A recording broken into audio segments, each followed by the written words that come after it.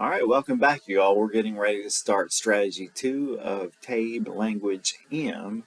You'll notice I'm in a little bit different place in this video. I'm working from home today, but we'll just keep on rocking and rolling through this text. I'll go ahead and tell you this one's a little bit of a beast, even though it's just a 4-page strategy or lesson. There's a lot here for us to pick through, and expect to have some significant practice with this lesson that's attached in the module, because you're going to need a little bit more practice than what the book offers on this particular lesson. It's on sentence structure, which is an important foundational skill for TABE language and for GED language arts.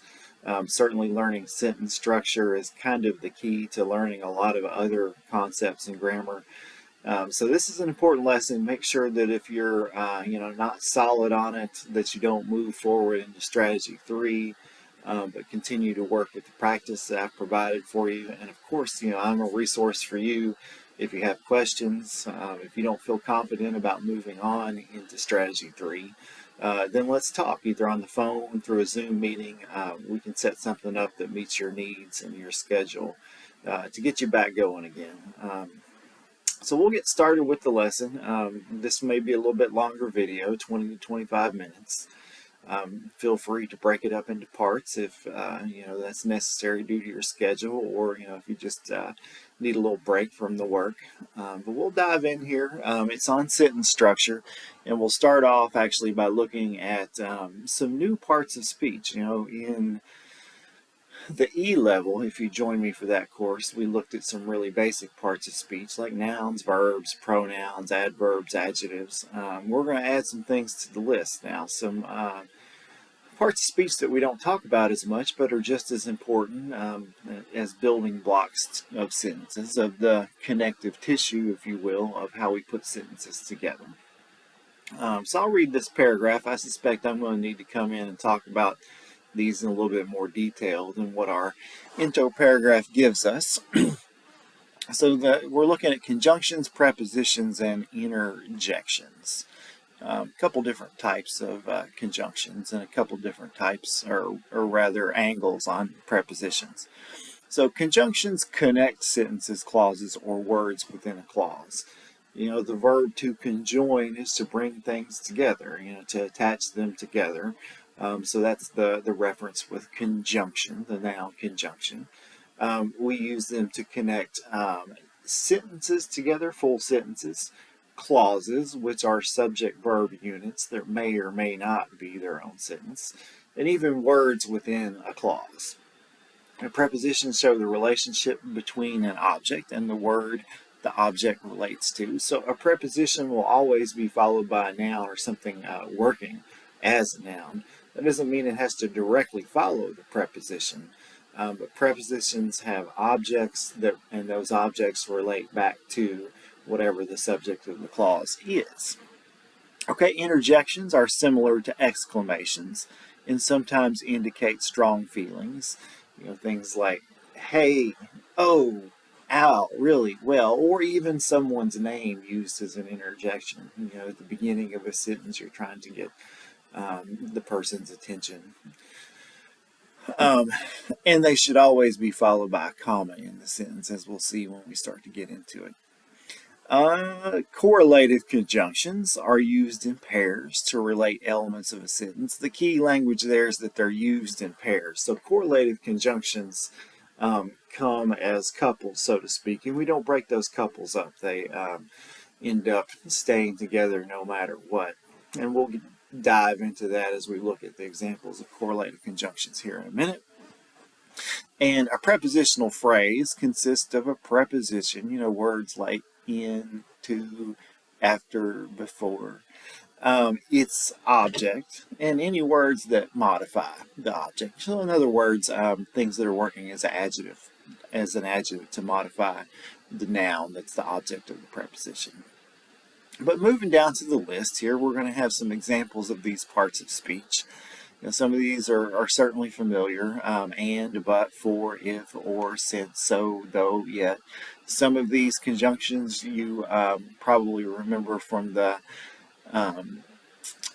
sentence structure lesson in text E, and they are coordinating conjunctions, the fanboys, for, and, nor, but, or, yet, and so, that we use to combine sentences into compound sentences. We have simple sentences that each have their own subject and verb. We're bringing them together into one sentence. We use coordinating conjunctions, commas and coordinating conjunctions. But that's just one of the types. You're going to see some others here in the list. Some subordinating conjunctions that I doubt I've talked about as much. Certainly not in text E, but we'll be talking about them as we go forward here in the M-level text. Now here's a few prepositions, by far not a complete list of all the prepositions in English, but some of the most common ones, at, by, for, from, in. And, by the nature of these words, you see kind of how the relationship works. I am at school, so school being the object of the preposition at, and it shows, a relationship between the subject, in this case, me or I, and, where I am in terms of location. And if it's a different preposition, it could mean different things, like by could mean something similar to beside. All right, sorry you guys, you probably just experienced a brief pause, but I had to put the cat outside. It was starting to make noise. But just finished the preposition examples, moving on to the interjections. And as I said, these are oftentimes expressions that communicate excitement, like hey or oh, ow. It doesn't have to be positive excitement, it could be negative excitement. But these appear at the beginning of a sentence, and we put a comma after them to denote that they're interjections. And to put a pause in the sentence after the interjection gets the attention of whoever the reader is or listener. Okay, and then the correlative conjunctions. You'll see what they do in a sentence when we start looking at some examples. But here we only have 4 pairs to worry about. Both and, either or, if then, and neither nor. But the point of these 4 pairs is they stay together. We don't break them up. We don't mix and match. If we see either, it has to be followed by or later in the sentence, not nor. Then we've kind of messed up our pair of correlative conjunctions. Then they don't correlate anymore. They don't express the same idea or, bring ideas together. And then lastly, the prepositional phrase. I talked about prepositions up here, but the prepositional phrase consists of the preposition, its object, something working like a noun, but anything that modifies the object. Let's see, the second one, by the park, I could say, by the extremely large, crowded park. All those adjectives I threw in front of park would also be part of the prepositional phrase. All right, let's see what they gave us in our example. Lucy and I, looks like we have a coordinated conjunction there. Went to, there's a preposition, the dog park. At 2 o'clock today, we had a second preposition there with at. So it looks like we have a coordinated conjunction to bring these 2 subjects together, Lucy and I. And we also have a couple of prepositional phrases to show relationship between the subjects and what the subjects are doing and when. All right, so we're skipping past the exercises that you'll do on your own after this video is finished. But we're moving on to the second instructional slide, and this one does have a lot of content. These are verb tenses. And despite this just being one page, there is a lot of information on this one page. But a verb tense essentially refers to when the action of a verb happens. In a real basic sense, it's past, present, and future. But we have a lot of other more detailed, more fine-tuned verb tenses to show, when in the past, present, and future something happened. Just those 3 rough categories are oftentimes not nearly enough to communicate what we need to say. Okay, so the 3 major verb tenses are past, present, and future. I don't know that I need to explain the concept of past, present, and future to you, but we'll look at what the verbs look like when they are written in this tense. These tenses can also be broken down into progressive and perfect tenses. Okay, and then we have a lot of words here, a couple short paragraphs, but a lot of information that talks about, what the verb tenses are and do. But I think I'm just going to go to the chart to explain that, because I think things will be a little bit more clear in this organized form. So, that first sentence told us that we have those three basic tenses, past, present, and future. Past tense, I walked. This is a regular verb. If we were doing an irregular verb like grow, it would be I grew, not I growed. So in past tense, the only thing you need to worry about is whether it's irregular or regular. If it's regular, ed is added. If not, then the irregular form is used. Okay, present tense, I walk. There's no ending to the verb at all. Present tense just is the basic verb. Walk, talk, eat, sing. I walk, I sing, I grow. The base form of the verb, as it's written and known, is present tense. And then future, I will walk. So this is the one where we first add a helping verb, the verb will, or linking verb, and we use this to set up future tense. And if you think about the definition of your mental will, it is your intention. It's what you're going to do, in the next moment or sometime later. So let that help you remember that will is the verb that we use to form future tense. It denotes something that's going to happen in the future, an extension of a person's will, if you will. Okay, a few things. Of course, we use past tense for things that happened in the past, but there are things that happened in the past that are over with. Present tense, of course, we use it for things that happen in the present, but also we use it for things that happen regularly or habitually. So in other words, I go to school on weekdays. I go is in present tense, but when it's a regular habitual action, we use present tense. Not some other verb tense like a progressive one, which we'll see in a minute. And of course, future is for actions that will happen at some point in the future. But the progressives, as it outlines them here in the paragraphs, take the step of adding ing to the base verb in all of them, whether it be past, present, or future progressive. But it denotes action that is ongoing.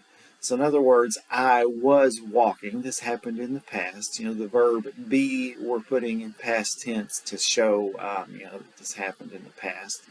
But the ing denotes progressive action or continuing action. Sometimes you'll hear these called continuous verb tenses instead of progressive verb tenses. They mean exactly the same thing. Okay, present progressive.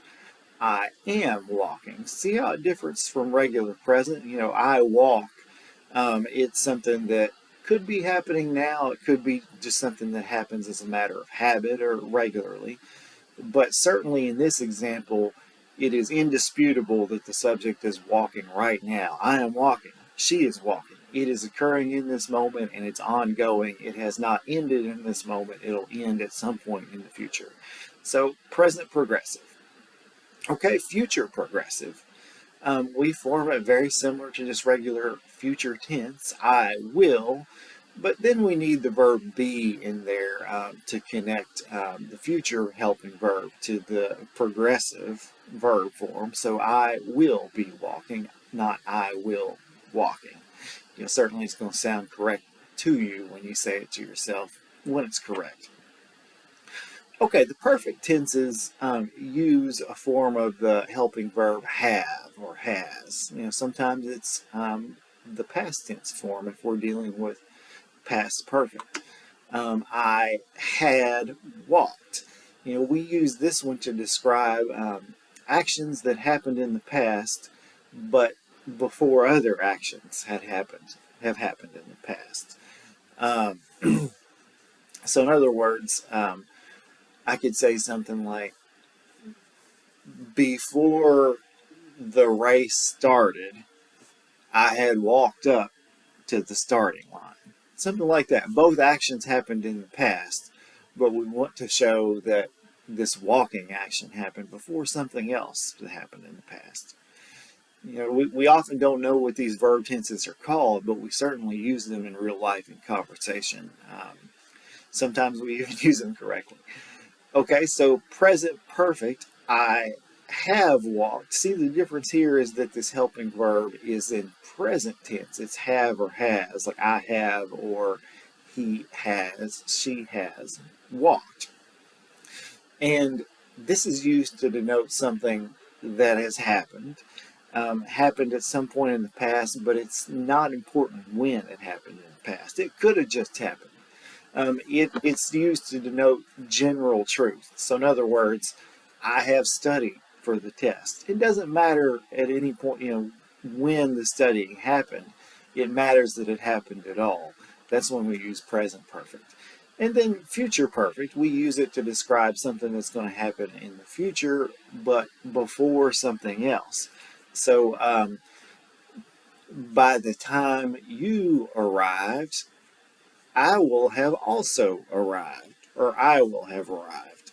So, the subject of the verb is arriving sometime in the future, but before some other event happens. um, the test, I will have studied sufficiently. So the test is happening in the future, but hopefully, if it's going to be effective studying, the studying is happening before the test as well, even though both are in the future.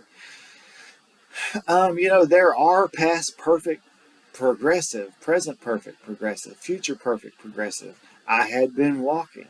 I have been walking. I will have been walking. A little bit outside of the scope of what we're doing with this lesson, but you will see them eventually on the TABE test and on the GED exam as well.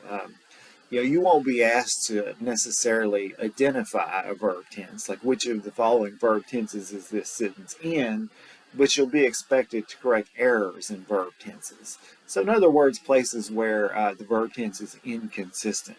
If you had a sentence that said something like, I was walking and I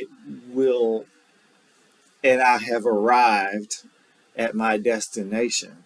So we're kind of mixing verb tenses. I was walking and I have arrived at my destination. So as we work a little bit with these, we'll talk about how to match verb tenses and to make sure that they're consistent.